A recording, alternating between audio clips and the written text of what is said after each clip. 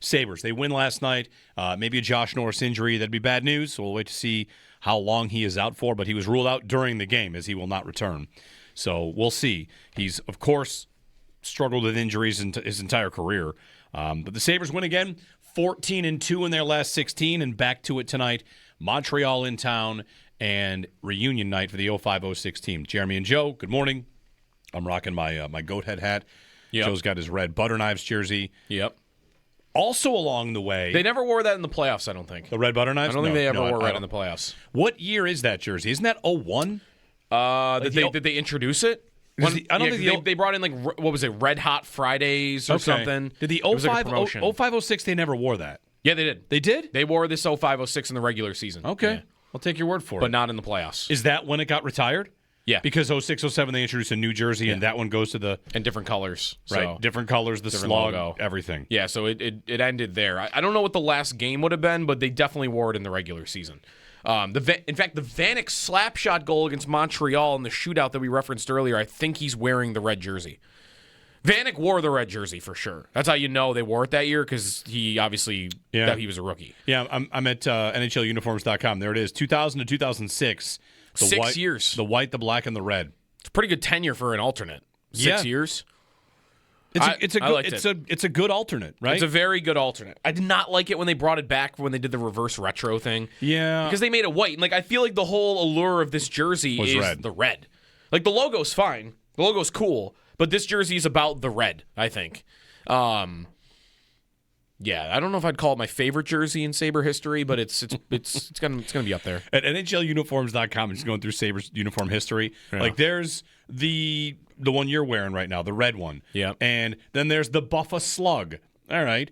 Featuring an innovation never seen before. The number on the upper right of the chest. Right. Like they're wearing their numbers. They're the first to do that. 07-08, the redesigned Buffalo Slug. A little bit changed, I guess. They made the logo bigger, if I remember, and then some of the silver. They changed some of the silver, I think. 2008, 2010, a new third jersey featuring navy blue and silver. That was like the original cross swords, but modernized. Yep. 4 years of fan discontent. They kill off the slug. They go back to the regular cross swords, and they introduce the 40th anniversary blue one, which I think is a beautiful jersey. That might be my number one. 13, 15, more no changes. 13, they introduced arguably the wildest alternate jersey in the history of the NHL, a gold front and a navy blue back. It becomes one of the more wild designs from years past, look rather tame in comparison. Yep. Arguably the wildest alternate jersey. It was wild. I mean, it was a monstrosity. And the numbers, the silver numbers, that was something. I mean... That was something. Anyway. The yellows didn't even match on the front. Like, the center... I know. If you ever look at the Steve Ott, like, picture when he, like, broke into the arena and, like, introduced it, the front of the jersey, like, the torso yellow is different than the yellow on the arms. It's just, like... It's wild. Even that. How is that possible? How is it, like, one shade of yellow off on the same jersey? Yeah, that was bad. Silver numbers, right? Mm-hmm. So that's the one. I'm good with them. If they want to bring the slug back, just as like a nostalgic, like, oh, we're doing this for, just to sell jerseys. And some people, I look back now and it makes me feel good because they were good when they wore that jersey. Yeah. Do you want to wear that a little bit? Go ahead. You want to bring something back with the red jerseys? They definitely should do something with the 40th anniversary jersey someday. Mm-hmm. I never need to see any iteration of that yellow monstrosity for the rest of my life. The turd burger, as it was dubbed. Yeah, never again in any form. On the Sabres, you can join us if you want. They won again. They play tonight. A win tonight would be, I don't listen. 14 of 16. 14 of 16. Hey, they played in the AFC. They would have been the 1 seed. There you go. I mean, they look good doing it, too. I mean, last night look good? They had chances, even though they didn't really pile up shots. 14 shots? Like, kind of nuts. They hit, how many posts did they hit last night? Benson hit the post. Tage hit the post. Byram, I still don't know how he hit the post on his in the first period. Like, sure, they only had 14 shots, but, man, I felt like they could have had 7 goals in that game. And they probably got a bad goalie night from Vladar on the other side, but they've looked good in this stretch, like all along. Like, it looks real while they're winning, which is the thing that gives me confidence. This doesn't look fluky. This isn't shootout wins that they're piling up. Like, they're just beating teams. Is it on the Sabres? And we'll get to Paul at 7:30, and we'll mix in some Bills here too. But if you want to give us a call, you can. It's kind of wild right now. Like, okay, 14-2. What do? They climbed out of the basement and into the wild card race.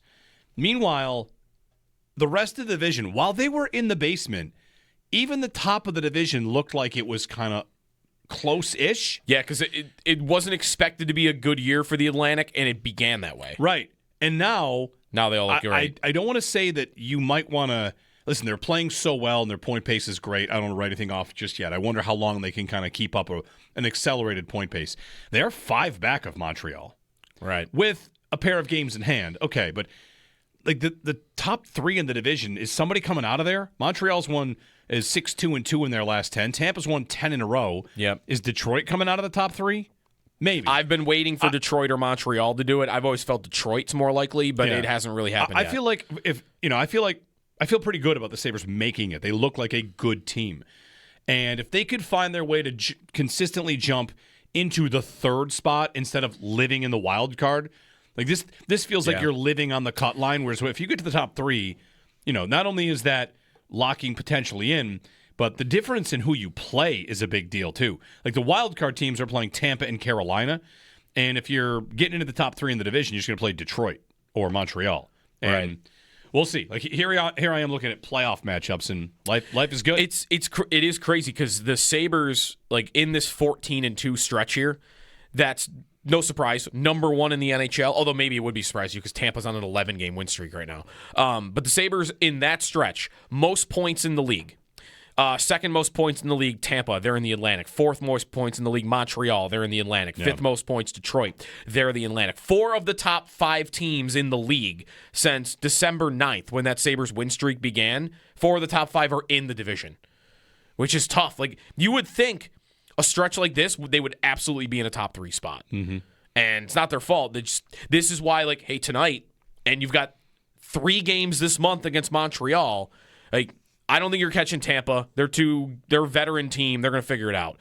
But if you want to spark that collapse by either Detroit or Montreal, win your head-to-heads, or you're not catching them. Because they could pull away very easily with head-to-head matchups this month. Big games. Montreal lost their last game in overtime. They played on Tuesday. They lost to Washington. 803-0550 to join us. You can give us a call on the Sabres and 0506 night, kind of like looking back, sharing memories of that. Whether it's about – I'm trying to think of, like, the things that I remember about the team that you wouldn't. Because you're in love with them. You're a lot younger. Right. The lazy Vanek stuff, which that kind of blossomed more like in 2010, 2011. It might be we had this experience last year with the McKee-Tallinder thing where I thought McKee was, like, their best defenseman. And you're like, no. Tallinder and Lundman were locked down. I think because, again, I'm 11, like, how much of a sense I had for who was actually great and who maybe wasn't as good as I thought. Yeah. Then, like, now I look back and I think, like, maybe Kodalik wasn't as good as I thought he was back then. Or maybe, I guess McKee would have been on the list for this. We're going to talk to JP Dumont at 9 o'clock this morning, and part of that Sabres team, like, they were great, and they had to say goodbye to a couple people going into 06-07. It's McKee and Dumont that are the guys that leave. And Greer. Greer, too, yeah. But those two, Greer, too. But Dumont goes But to those two Nashville. were the ones who got paid. Yeah. Because McKee got a huge contract. Dumont got a big contract. Yeah. Yeah. So they, like, made their decisions and tweaked the roster and were great again. And then, of course, something happened after that. Marty in West Seneca. Hey, Marty. Hey, how you doing? We're good. Good. I want to know why the Sabres don't wear white at home anymore. That was customary years ago at the old Odd when I had standing room only tickets. The NHL went away from that for a long time because they believed that I guess the numbers would back it up, that colored jerseys sell more than white jerseys.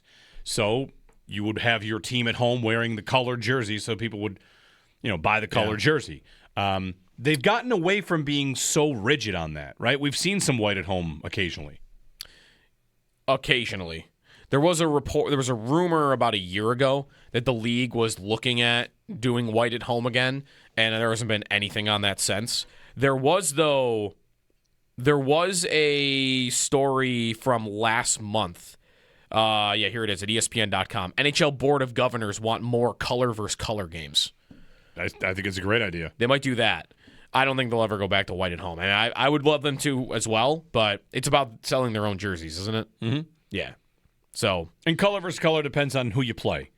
Like, can the Sabres in a game last night play blue versus orange? Sure. You could play Montreal color versus color. You could play Detroit color versus color, right? Yep, Like when you blue play and teams red. that wear red, especially. Yeah. Like that would be perfect. Florida. You got a lot in your own division. You would never play Toronto, of course. No, That'd not be unless dumb. you're wearing. Oh, yeah, blue or black. But black and blue might be a little tough. They wear pretty light blue over there. Yeah. Anyway, 803-0550, 1-888-550-2550. Bills game is bearing down on us Saturday, 4:30. Who's ready? What's the confidence level? Joe and Raleigh. Hey, Joe. I know Rip's gone, but how did Tyler Kozak get Danny Bure's number? Speaking of that team, that's just crazy to me. And then the other thing is, can you guys talk a little bit about, maybe not now, do some research? The year the Blues, St. Louis won their cup, they were in the same predicament that we were in. So talk a little bit about that team and how they turned things around. Love you guys. Thanks. Thanks, Joe. Yeah, the Blues went from last to the Cup. And they were in last later than the Sabres were. They were last, I think, on New Year's Eve or on New Year's. So they made up ground quicker than the Sabres even did. Or, quicker. Like the Sabres started their run a little bit earlier. I don't know if you're jumping to a thought that the Sabres could win the Cup this year.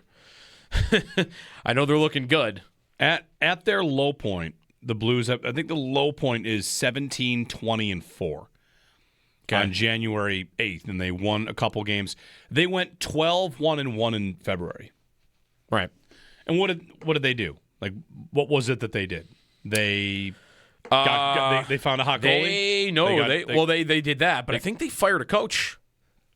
I think. I don't. Did Berube come middle of the season? Yeah, you might be right. Yo might have gotten fired for Berube, and they Yeo. called Bennington up, and it was like all of a sudden, bang! They're pedal to the metal. They're going. Yeah, I'm looking at it right now. Mike Yo went 7-9-0, 7-9-3. They did fire him earlier than I thought, though. Yeah, it was November pretty early. 19th. They fired Yo on November 19th, so maybe you want to credit that, maybe you don't. Goalie got hot, though. I mean, they finished the season 30-10-5. Yeah. That's pretty good. But look at that roster, and then look at the Sabres roster, and it's not a world of difference there. No, their leading point scorer was O'Reilly, and he had 77. Right. I mean, Yep. you're going to get more than that out of Tage, and you could get more than that out of Dahlin. The thing I would wonder, though, is that team. I mean, the jump here is that team won the Cup. Right. That team makes the playoffs, and I've got experienced playoff players pretty much all over the place, right? Petrangelo, O'Reilly, is TJ Oshie still on that team, maybe? I'll have to pull up the roster. Maybe he's gone. Don't think so anymore. But they've got veterans. David Perron, Petrangelo, as you mentioned. Right. And this team, I Jay hope... Bouwmeester's on that team. Maroon was on that team, There you go. I hope we get to this place. This is a wonder of, what would the Sabres do in a playoff series? Right. Because that Blues team had been there before and had experience with it. How much do you think that matters? Because this team, you look up and down the roster, and Tuck and Zucker have it, and I'm not sure anybody else does. Right. Yeah, I feel like if they make it, which, of course, would be great, and they win a series, it'd be great. It's funny hearing the new GM, Jarmo, talk about, the farther they go, the more upset that he is, which I can understand that. You're closer and closer to the ultimate goal, but I tend to have the opposite view of that is the farther you go, the better the ride, and someday maybe you'll get to the top. But if the Bills go to the Super Bowl, let's talk about that for the Bills. Yeah. Is anybody feeling not worse, but the nerves get higher the farther they go? I expect them to win this game. If they have the AFC Championship game against New England or Houston, that week is going to be intense, and then if they go to the Super Bowl and lose, you do have some fans that would say something like, I wish they lost the first round instead. I don't want to build up the hope only to be crashing down. The heartbreak at the end. It's kind of the thing that Jarmo says about, I feel worse after we lose later. Yeah. That said, if they were to win a playoff round, the Sabres, and then go to the offseason, it would be so different. Not, what are you going to do to get those last 10 points to get into the play? Instead, it would be about, what are you doing with a playoff team to Right. be a better playoff team, to go farther. Instead of just like clearing the cut line, like what does a GM for this team making moves look like if he's trying to get them past a certain team in like the second round or win the division? Yeah, right. Like These are things that 2 years ago, many Sabres fans might have punted on the idea of ever happening again.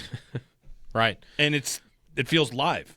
It's conversations we haven't had in forever, right? Yeah. I mean, the Sabres team that we're celebrating tonight got torn down so quickly when Briere and Drury left that I'm not sure it ever made it to this.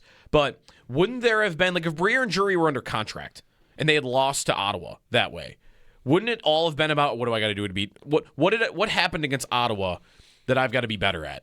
Like, Yeah, like living that team was like, small, right? Like, wasn't that a part of the conversation? Like what? Because I'm thinking about Florida in recent years. Like, Florida made the playoffs a bunch of times in a row. They made a big and trade. they lost. I think they lost 3 times in the playoffs to Tampa, and they decided we are getting pushed around, and they're just more physical than we are, and we have skill, but some of our skilled guys, I think Huberdeau was this, it's not really translating. So let's make a big swing.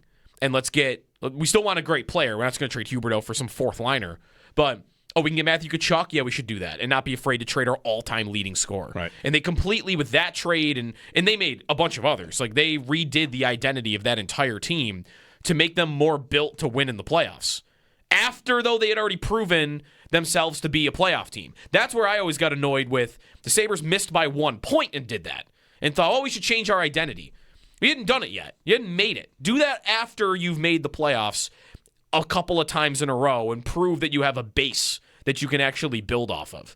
And if they were to go to the playoffs this year and next year and get stopped by a team in the second round, then that's when I think a guy like Yarmo might look at it and say, like, okay, I lost to Tampa both of those years. I need something different. Something I've seen in playoff series that I just don't think you can always fully tell from regular season games. I'll tell you what you need is a different playoff format, but that's another story. Well, definitely that.